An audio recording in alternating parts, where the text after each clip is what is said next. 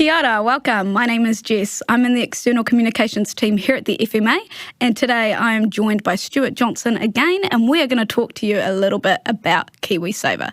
So last time we kind of did a high level of KiwiSaver. Now I kind of want to get more into the specifics. That sounds good. Jess, what would you like to know? So Stuart, I hear there's some fees on my KiwiSaver. Is that true? There are fees, yes. What are they?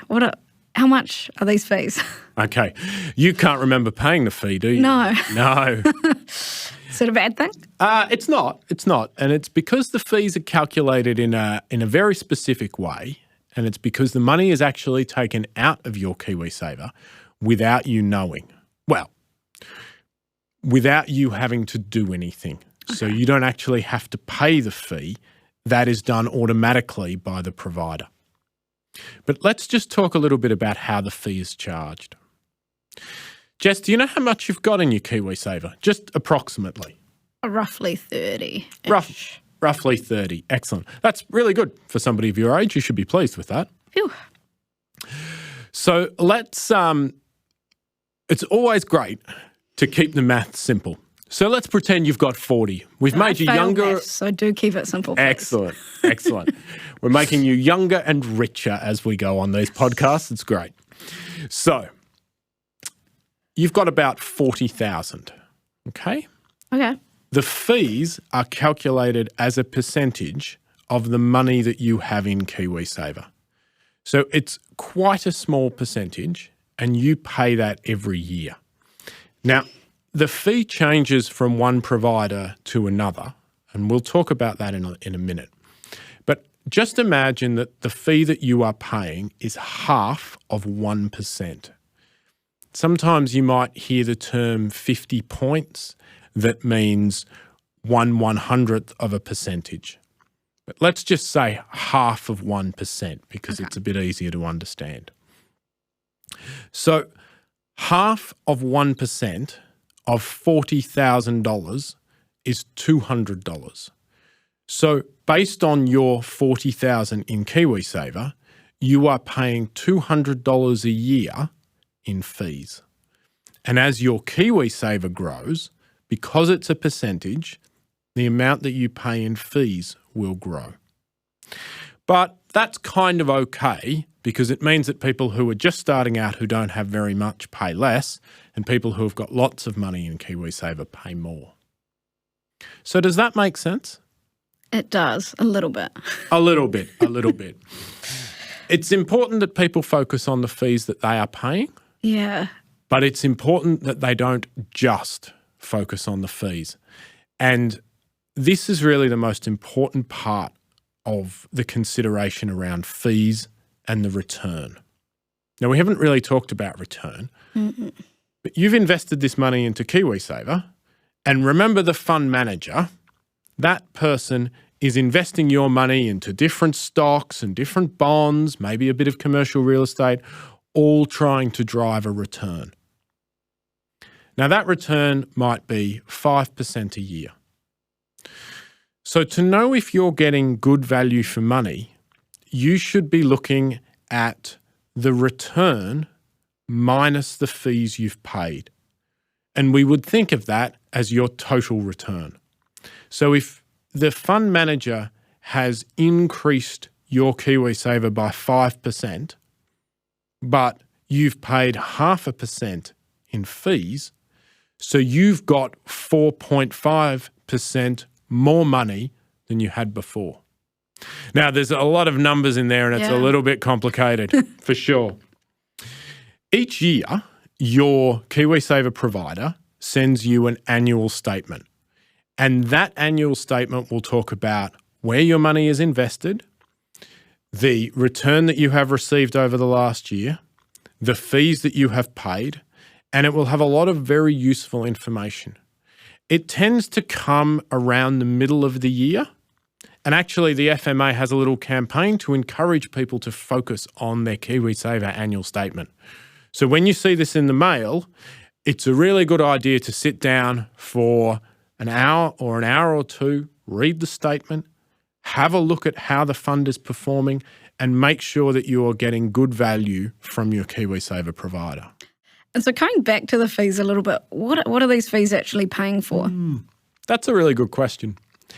So the provider of your KiwiSaver, they have to run a business. So they have a marketing department and a finance department, and they have to send communications like the KiwiSaver annual statement to you. And that costs money, okay? And they need to charge you a fee for the services that they provide. The other really important thing is the fund manager. And that's actually quite complicated. Investing your money to drive a return, or maybe in the case of a conservative fund, to really balance the return against the risk or the volatility, that's quite complicated. And so to set up an investment team and to undertake that, that's expensive. And so that's part of what your fee is paying for. It's paying for the sort of running of the business and also for the investment management. So Stuart, I've heard the terms active and passive in regards to KiwiSaver, but I have no idea what that means. So can you please tell me? Certainly I can. Active and passive speak to the investment management process or how your money is invested. An active manager is where the money is given to a person or a team of people and they make active investments trying to drive you a greater return. A passive investment is where the money is basically put into a stock market, or maybe it's easier to think of it as put across the stock market. So there's about 150 firms on the NZX, the New Zealand stock market.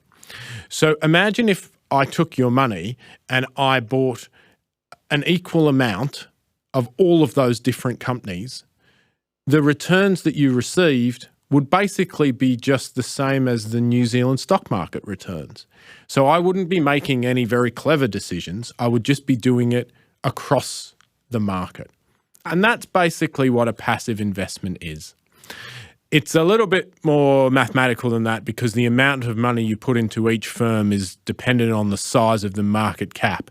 But please don't worry about that.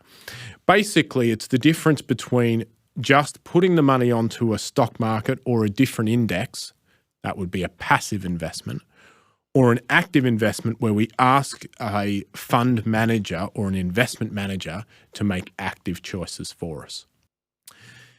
These terms are used a lot, and it's good that you've identified them. But do you remember we talked about balanced, growth, conservative funds?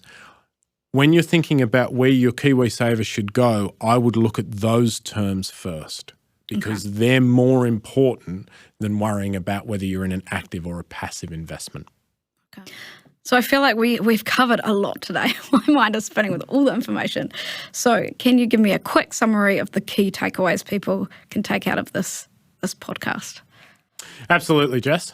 So the key thing that I would ask people to focus on would be their total investment return.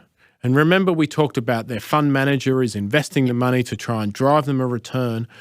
I want them to focus on that return minus the fees that they've paid to understand their total return. We think of total return as the amount that their money is growing by each year. So have a look at your contributions, make sure you're in a fund that's suitable, and make sure that you've got good total returns. So that's returns minus fees. Remember, we talked about the KiwiSaver annual statement. Yes. That's going to arrive around the middle of the year. That's a fantastic time to sit down, look at your KiwiSaver, maybe check in on your overall financial health. When you're looking at that statement, again, we want to look at those key things. What are my contributions? Am I invested in the right fund? What are the total returns that I'm receiving? And do they seem to be suitable? Awesome. Thank you so much, Stuart. I'm going to go away and look at my contributions now after this. Thank you so much for listening. If you want more information about your KiwiSaver, head over to our website, www.fma.govt.nz. We will see you next time.